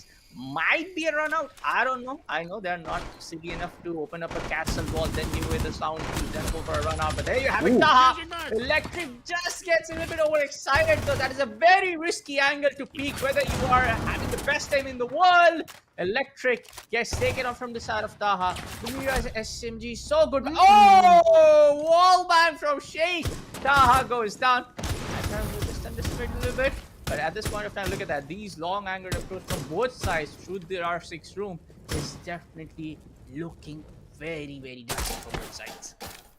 Hive activated. And it's also the pick that they actually got, because that was the Finka gone, and Baz doing the double peek on this window here outside the display room. Beautifully done. Zedex does go down on the other side as shots are fired. Never mind, Tony's actually taking damage from the barbed wire right there. But the Fender Zedex, I believe, was actually trying to kind of aggress on someone in that FNAT as Tony now solo on health. And there we go. Fathar's going to get that easy kill. Sekib finds Baz on the other side. That's finally Baz down. But how much have they lost on the other side? Fathar's still alive, and Hasib, he's going to come up to the second floor. He's going to get the shotgun kill, and he's got it out once again, but triple kill to Sekib, as he is now potentially on a 1v2. All he has to do is find this bandit. Fathar just needs to stay alive. He's going to see the body. There we go. The pixels available to him. The visuals given away, and he will take the kill happily so. As that, folks, is going to be another round going to the side of Hasib Warriors. A little bit closer than they wanted to for sure. But the fact that they managed to keep the action away from the site, all on top floor, pretty much self-contained to that part of the map, certainly says a lot about the fact that they were able to kind of take RUE for a ride in that round. I mean, this round was over in what, 52, I guess 1 minute 10 seconds at max. So you just taking out your entire team, opponent team in what, 1 minute and 10 seconds is something that tells, again, a lot about the side of RUE as well, a lot about the side of Hasib Warriors as well. But gotta get credit to the side of Electric. He has been an absolute gut-wrenching, just making sure that he's right off biting it in the backside of Hasib Warriors. He's just trying to be one of the nuances, one of the biggest bowlers up against the side of Hasib Warriors. Yes, he still needs the support from his teammate to kind of like, have someone, looking out for the crossfire, looking out to get those traits. But Electric is definitely the guy to keep an eye out in this particular map. He has been, getting the 3K in this one. In round number 1, he was able to get another 3K. So back to back, able to get those frags is something which is going to put him up in the right kind of a momentum and put him in the right kind of like a driving seat that he needs to be. Apart from that, yes, he still needs the support coming from his teammate, which is definitely going to be the case that he's definitely getting all of the coordination. But it seems like when it comes down to coordination part and in-game chemistry, Hasib Warriors have been the pinnacle of these true traits throughout the entire competition. But for now, folks, as the side goes on for the first floor, which is, again, as we have talked about it moments earlier, it is one of the hardest sides to defend on, because whether it's the second floor vertical play, whether it's the basement floor vertical play, it is still a very hard side to defend for the side of Hasib Warriors. Whether it's the master room, whether it's the 6th room, whether it's whether it's the armory side, whether it's the CCTV and the bunk side, it is still a very hard room for the side of defenders to make sure the attackers are getting stopped on. Drones are out. And of course, we have ourselves that moment of calm right now. Looks like Hasib Warriors have decided to rein themselves in excuse me right there, as they are playing pretty safe so far. Big asterisk mark on that, because at the end of the day, they can turn it up in pretty much a heartbeat right there, as we have Zedux going for the peaks, and that's going to be the first kill. Just as I said it, they heard the entry coming in from Venom, and that's going to be the Grim taken care of. Massive drop right there, because the Grim has always been so oppressive in the right situation, but Sekib gets the refrag, and that's going to be Zedux down. 1 for 1, beautifully done so, but Tony's taking damage because someone just came down yellow stairs and wanted to go for a little bit of a peek. The heal will be there from the Finka, thankfully so for them, but Taha is still around, he's still active, and that's kind of gonna play in the back of RUE's head that there is somebody who's running around above who could be a massive problem for us if we don't deal with them. There you have the shots that are fired because I've seen the vertical angle, but Fatar comes around, makes use of that distraction, gets one. Cryptic Fate getting taken to the floor as the shots have been fired, and now it is all just one by one falling apart. Hasib comes around the long hallway, gets one. Fatar from the other side. And it really was just a case of, hey, we'll take this one. Okay, I'll take this one, and then I will take the rest. That was Hasib Warriors taking each kill one by one, pretty much getting them all caught in laundry, especially 3 of them, like fish in a barrel. And that, folks, is going to make it 4-1 going into round number 6. Hasib Warriors, this defense half, I'll tell you what, Bullet, they are looking good. They're looking good. They're looking very, spiked up on the energy levels as well. On the way the movements are looking, on the way how they're able to anticipate all of the approach coming off from the side of RUE, especially in those early counters and the early engagement, is something, something that I want to see from the side of RUE, but on the right side it's happening from the Hasib players. But on the other side, if you talk about the frags coming in, Benam still has to make his opening frag. Cryptic on first kill, yet Tony is on 3k, Electric with 5, Shake with 5. The moment, the point what I'm trying to make is that look at the frag numbers on the other side. It is not there that's going to be a huge difference. It's not something that, even in the very first 6 rounds, it is someone from the side of Hasib Warriors getting back-to-back clutches, or Aces or getting back-to-back, frags, which is kind of like destroying the entire side of RUE. This is more about the frag number almost being the same. Yes, other guys like Hasib, Zedus, Fatar on the 5-5-5, which of course is a huge difference. But in terms of the individual play, which is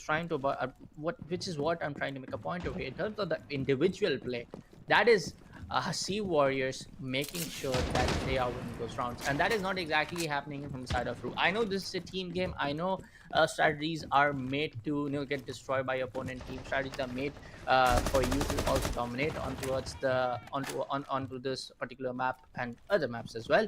But also comes on the fact that when it's the individual players' moment to shine, even at least get 3k or 2k when it's almost at the utmost needed, that is the point where RUE is lacking very, very big time. But for the moment, we do see the Master in R6 room getting picked up from the side of Hasib Warriors. I guess there's going to be nobody, actually just one guy, that is going to be the side of Taha, trying to play on the first floor armory, trying to go in for the flank, but the Nomad's going to just take care of that on the side of the Sky Bridge. The air jabs have been placed up, but she can still approach from the R6 stairs, which is why RUE needs to make sure to, take down the side of Taha as soon as possible. Absolutely. Taha is kind of the target kill right now. As shots have been fired, Hasib getting a little bit too antsy right there. C4's going to go out. Will that find anybody? No, it doesn't, but Taha does find Tony on the other side. Beautiful kill right there to take the Brava down. Flashbang's going out. Zedux finds Sekib, and that's 2 off the board before the side of RUE are able to take full control of the Z hallway right here. That's unfortunate for them because they really need this to go their way, and it just hasn't. With Electric, oh dear me, I just take a second to let my throat rest for a minute, but no, they are not going to stop. Electric goes down, there goes Venom. Hasib with the shots fired. He tries to take out the shotgun, gets taken down while doing so, but it's all up to Cryptic Fate, the last one standing. Pretty much the only one with, anything left to do here, because the rest of the defenders, they are hungry. They want this kill. As Taha goes down, C4's up, but it was thrown too far, and oh dear me, the team kill. That certainly wasn't unintentional. Taha will fall, and so will Fatar, leaving Baz and Zedux in the 2v1. Now this has gotten a little bit dicey because that is certainly going to lead to some comms getting just hijacked for a moment to yell at each other, as is practice when you accidentally team kill your opponent. But here we have, once again, a little calm before the storm. There's only so much that the Sibana can do, and there you go. Nice. Zedux, knowing full well that Cryptic Fate is pretty much trapped. There's these Denari trip connectors at head level as well, so best case scenario, you get away by crashing towards the door, but they know you're going to be there if those connectors don't get, well, tripped, right? So with that said, it is 5-1 going to the side of Hasib Warriors. We move now into the second half with Hasib Warriors on the attack and Team RUE on the defense. And of course, that means the bans have to be set in place once again. And we're going to have the Blackbeard and Azami to start us off. I mean, is it any surprise? No, it is not. I was just going to answer that question right here. Blackbeard, about as annoying as he gets. Azami, we've seen time and time again exactly why she is so very good on so many situations. As we just wait for the second bans to come out, and we will be properly into round number 7, folks. Don't you worry. It is Ace and Fenrir to get taken down. You know what? I actually did think that Fenrir should have been banned a little bit earlier on RUE's attack, because we saw Fenrir get a good bit of utility out on a couple of rounds. Not too much, but enough where I would say it warranted a ban maybe. But still, he's banned here now, and we're going into round number 7. Definitely, Fenrir would have been banned a little bit earlier in the second set of the bans in the first half. Also, talking about the side of the side of RUE, talking about the side of Hasib Warriors defense, there's also one the fact that they just kind of like stop the entire team in the hallway, just alongside the areas of the objective. There have been very few rounds where RUE was able to actually get inside the objective. Most of the time, the fight was happening in outside the objective. It was just making them stop outside of the entire play denial. Execution was on point, don't get me wrong.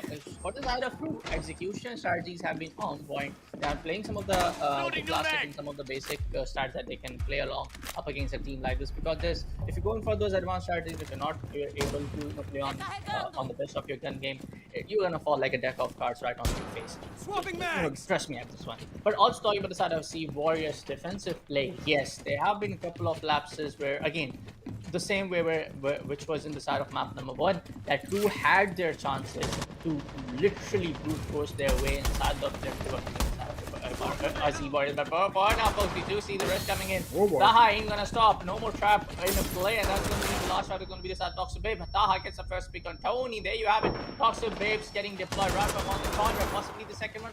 I'm not really sure about, but Fatar is trying to push from the southern end well, but that's gonna be a TK. Panam goes down. Electric gets the pick on Hasib, but making it a 3v4. Bas is on the glass, but still waiting in for someone to come in the hallway. Possibly that, I guess Electric is playing upon the blue stairs hallway. Yeah, he is. But right now they have to be a little bit more careful on how they're going to deploy the smokes and also get inside the site. A little bit of a very, very fast attempt at getting into sight there from Hasib Warriors, and Dal certainly got good dividend out of it. Tony Plays and Venom being the ones to go down, and they've got the breach taken care of as well, because the bat is gone, and oh dear me, Cryptic! I'm not exactly sure what the thought process was behind that, as we're gonna have shots fired down the hallway. Zedux will find Electric. It is now down to that last player, all down to second, who's got the down on one. Dal's on the floor, but Baz will come in and shut him down. It was the Warden versus the Glass, the battle of the smart lenses, and the one to win was the Glass. That is going to be Hasib Warriors taking it 6-1 up. And folks, we are now going into match and series point right here as Team RUE.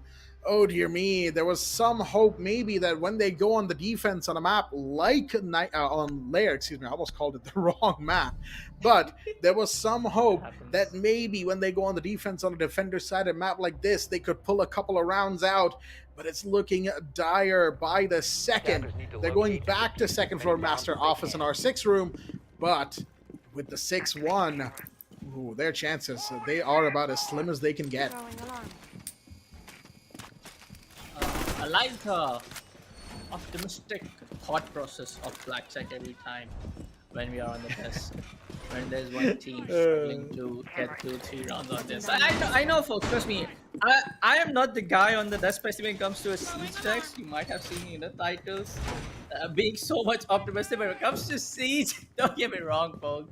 I like to, just put it right up in the face. Right now, I don't see this swinging in to the side of RUE. Don't get me wrong, folks. Until unless Hasib Warriors don't drone, until unless Hasib Warriors sleeps their way inside the attacking play, I don't see this going to the side of RUE. It is still a very, very dicey situation. Now, what a dicey, very, very out of the hand situation for the side of RUE. IQ and everybody getting picked up. The Glad is going to be ditched for this attack.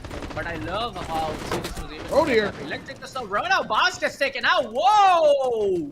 There you have it. Over aggression, right on point, and getting the results of this same. This is the right momentum that needs to come up. That needs to be there from the side of RUE. And we do have one of the important ones, Boss, who has been one of the heavy hitters from the side of the Warriors. But before I say that, I might be getting ahead of myself a little bit too soon. Hasib will be able to take down the side of Benam.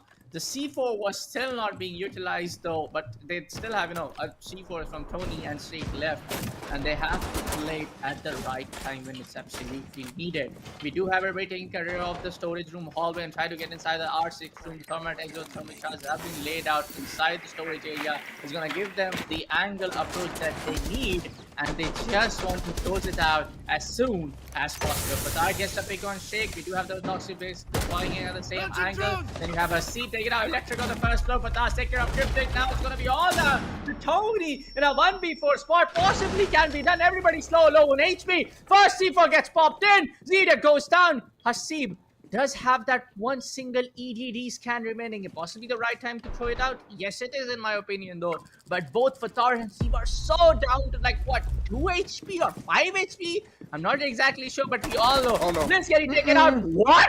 Why are you running like that?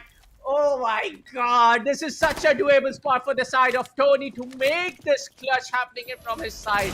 Diffuser getting planted, grenades getting tossed out on the hallway to stop the entire push. Not gonna happen. Hasib goes out for the final kill with the DMR. The scoreline is 7-1 on map 2. And yes, it is the side of Hasib Warriors to win it out with a 2-0 map score. What a statement right there from the side of Hasib Warriors. 7-1 in map number 2. They certainly have a good reason to say that this map, which is of course Lair, is one of their, well, for lack of a better term, layers, right? I think we can add border and layer to pretty much like the top of their repertoire. And folks, tomorrow's final between them and Team Uwu, while a classic final, is certainly going to have a lot of very interesting map bans and map picks. I will say so myself. But boy howdy, what a match we've had, and what a night we've had as well. Lots of words have been said, lots of talk being thrown around, and I'm sure that will continue even after the match is done. But here on the desk, what we acknowledge is what happened in the game, and what happened in the game was a 7-1 and a 2-0 close for Hasib Warriors. They will join Team Uwu in the grand finals, best of 5 for tomorrow, but most importantly, they will join Team Uwu, and the two of them together will be playing in the APAC Cup Asia qualifiers, folks. This time, yet again, South Asia has its representatives, and we certainly hope they make it to a very, very long distance. But, we're kind of getting ahead of ourselves. We're talking about the big picture too much. We have Madness back here once again as our dear analyst, and we will be breaking down the game a little bit before we end things off here for tonight. So, Madness, you saw what happened in Map 1. You and I were there. And now Map 2, we saw, well, pretty much a lot of what went down, more so a domination, if I would say, of course. But tell us, what do you think from Hasib Warriors? What can we expect from them tomorrow based on what we saw tonight? Oh yeah, if you're talking about tomorrow's, what we expect from them, I expect them to put on a good performance, but I think Uwu going to put up much more of a competition than RUE did today. Because like you're talking about map 1, still a bit contestable. We ended on a 7-4 line, but this this is just a one-sided domination where Sea Warriors take it 7-1. There's a reason that they keep on picking this map. There's a reason that they are so dominant right now, and they have pretty much gone against what they were pushed down in the lower bracket because of. Now got the revenge, got that against them. There were a lot of words exchanged between both teams as well. If you were anyways paying attention to the in-game chat on your scenes, I know we're not going to talk about that much, but a lot of words were said over there. They were talking about how it was nice for them, but it's just not talk, right? They walk the walk as well. They put in the dominating performance that we were kind of expecting from them, and they did put RUE in their place. They did secure their spot as well, and I think tomorrow's matchup, it's a best of 5 at the end of the day. That's going to be a banger of a series to watch out for, and I'm expecting it might even go all 5 massive. Both teams honestly show up when the matter counts over there. Yeah, I mean, when it comes down to the play happening in from the side of RUE, don't get me wrong, I feel the attacking play on the layer was pretty on point. Yes, the entire lapse was happening on the gun game part. The strategies, the utilization of all of the primary and the secondary gadgets, I gotta give the credit to the side of RUE. Their attacking play was much cleaner from what we saw in their defensive play on the second map. But for the side of Sea Warriors, I know ultimately it comes down to the gun game, as we do speak about Siege being so much of strategical approach. But in the end, if you're not able to win the gunfights, there's so much of what these utilities and strats can actually do. So yeah, it was all about the gun game being too strong from side of Seawards, in my opinion, Blackjack. Yeah, I gotta agree with you there. I mean, especially in those last 2 attack rounds, they were taking bodies and taking bodies like they were pretty much like a kid in a candy store, right? Picking it out one by one. I'm running out of metaphors to use about it at this point because it's like, the thing is, right, on the defense, there were a few rounds where they had kind of a few shaky moments, right? They lost a few bodies, they lost their gunfights. The switch over to attack, and then suddenly the Blitz is out, the Lion's out, and it is just completely done and dusted in 2 rounds at that. And yeah, no, there's really not much else to say other than that. That's kind of the downside of having a one-sided domination map here, folks, on a game as big as the lower bracket finals for the South Asia Elite Community Series, because it doesn't really leave us with much to talk about at the end of the day. We're pretty much just waiting for the stats screen to kind of talk about the numbers and then hype up tomorrow's match before we sign off for the night. But hey, you know, such is the nature of production. And so, yeah, we're just going to be here. We're going to be talking to all of you, for those who are left, of course, because I know a lot of you are probably here for the game. And now that the game's done, well, the stream's done for a lot of viewers as well. But that aside, I will kind of put this out there. UWU will certainly want to challenge Hasib Warriors on Lair. I 100% see them picking it just for the heck of it, saying, you know what, you guys play Lair so much, we've had the time to see you on 2 back-to-back streams on this map. Bring it on. We're going to take this map and we're going to take it against you and we're going to win regardless. They love challenges like that, Team UWU, and they are certainly going to be looking for it tomorrow. And who knows, Border, Nighthaven Labs, they're all up for grabs here. As that, I'll tell you what, I'm already so very hyped. It's kind of making me stumble over my words as well. But there is only so much I can still say about Lair, right? And even about Clubhouse, because we talked about it at length before this map began and at the end of the previous map, where it's like, there's not much that really happened other than a couple of interesting decisions to kind of play top floor roam from Hasib Warriors when it came to the the mute and the castle pick, because that's a strategy we've seen, or variations of that strategy we've seen for years at this point, ever since the days of SSG at SI, right? So I like that they bring it out. I like that these old strats have kind of been modified for the current times. And I like the inclusion of Solus in some of them, especially after her buffs. But you know what? We have, of course, the stat sheets to talk about as well. And on the side of Hasib Warriors, it is looking at clean 80% plus for the entire roster. 3 of them are 87%. 3-2 to Taha, who had the lowest kill percentage, but overall the most presence, because he got 3 of his 4 kills are just entry kills right there. So that should tell you a lot about how impactful he was in the overall scheme of things. Of course, Zedux and Baz having 7 each, really bringing it home for the rest of the team. Hasib at 8-4, and Fatar once again leading the charge at 9-4. Overall, presence on the map, I have to give it to Hasib Warriors. Whereas on the side of Team RUE, well, it is unfortunately a rueful scorecard, especially for someone like Benham going 0-7 and 53%. Not exactly sure what happened between maps, but Benham really was not able to kind of get much of anything. They did have some utility presence, yes, because they were playing support ops, but at the same time, as Bullet said, as I've said, as Madness has said, as so many people have said before, even in a game like Siege, which is so utility based, you need to win your gunfights, and unfortunately, that really just didn't happen, did it, Madness? It did not. It did not. The mechanics were not coming in. The aim diff was pretty evident coming in. It's been a long time since I've seen someone being 0 kills in a map as well. But unfortunately for Venom, he's going to be there for. But we're taking a look at the overall scenario coming into today's, best of 3. That we only went to 2 maps. Fathar, the man of the hour, especially map 1. This man was phenomenal. 20 kills to just 11 deaths. Even Baz almost matching it up with the 19 kills to 9 deaths as well. The ratings are phenomenal for them. Unfortunately for the side of RUE, nobody has crossed that 1 rating as well. They've all been looking down. They all have the negative KD on their side. Unfortunately for them, they couldn't step out. A lot of that is also just due to map number 2, right, where the 7-1 leads to a lot of them getting negative factors in their overall score as well. Because map 1, even though it looked very like a tight affair, it looked like it might be a 7-2, at least went to 7-4, but map number 2, holy moly, 7-1 is something. Germany Brazil comes into mind when you see something like this, and oh boy, Sea Warriors today, they had something lit underneath them, guys. They were coming in with a vengeance, especially evident by what was being talked about in the in-game chat over here, Bullet. Yeah, I mean, when it comes down to the in-game chat, I have only one thing to say. It happens, and it is, say, the part and parcel of a competitive tournament, whether it's any other title.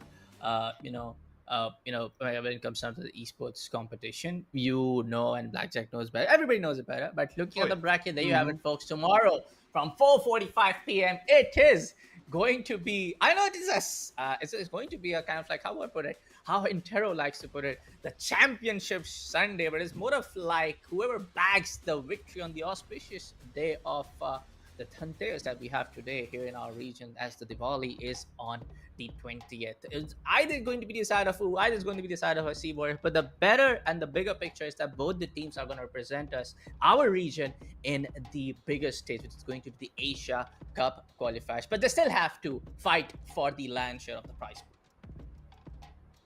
Absolutely. The lion's share of that prize pool. Who will walk away with the 1 lakh INR? We will find out. And who, of course, will still walk away with 60,000, which is still no small amount of money. Let's be very real with ourselves right now. But with that said, folks, that is going to do it here tonight for the lower bracket finals and for Team RUE's tournament run. And for them, the Steel Ball Run race has... Wait a minute, that's the wrong franchise. The tournament run has ended.